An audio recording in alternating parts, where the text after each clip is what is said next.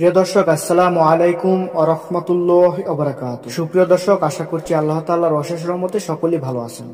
তো দর্শক, শাকির নামে এক দিনী ভাই আমাদের মাঝে প্রশ্ন করেছেন এবং উনি জানতে চেয়েছেন যে মুহতারাম সাহেব, আমি জানতে চাই যে শীতকালে বিয়ে কেন বেশি হয়, মানুষ বিয়ের জন্য শীতকালকেই কেন বেছে নেয়? এই বিষয়ে কি ইসলামে কিছু বলা হয়েছে যে শীতকালেই বিয়ে করতে হবে? যদি আমাকে এই বিষয়ে বিস্তারিত জানা দেন তাহলে অনেক উপকার হতো। তো ধন্যবাদ প্রিয় দিনী ভাই, আপনি গুরুত্বপূর্ণ প্রশ্ন করেছেন। সেই বিষয়ে বলা যায়, দেখুন, শীতের মৌসুম এলেই দুই চারটা বিয়ের দাওয়াত পান না এদেশে এমন মানুষ খুব কমই আছে। এমনকি সামাজিক যোগাযোগ মাধ্যমগুলোতেও নব বিবাহিত কাপলের ছবি বছরের এই সময় বেশি দেখতে পাবেন। তাদের শুভেচ্ছা শুভকামনা জানানোর ফাঁকে ফাঁকে কখনো কি ভেবে দেখেছেন কেন শীতকাল এলেই বিয়ের ধুম পড়ে যায়? শীতের কিন্তু আরেকটি নামও আছে। এই মৌসুমকে কেউ কেউ বিয়ের মৌসুম বলে থাকে।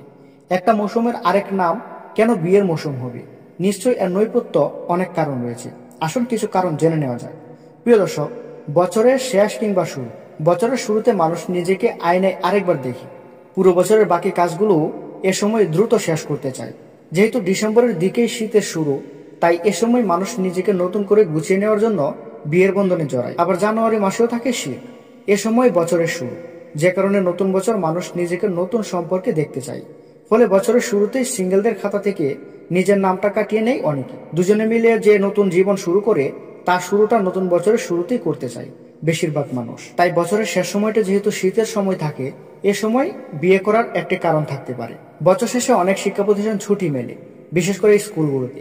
বেশিরভাগ আত্মীয় পরিজন সন্তান স্কুলগামী থাকে, যে কারণে বছরের মাঝামাঝি বা অন্যান্য সময়ে বিয়ের আয়োজন করলে সবাই উপস্থিত হতে পারে না।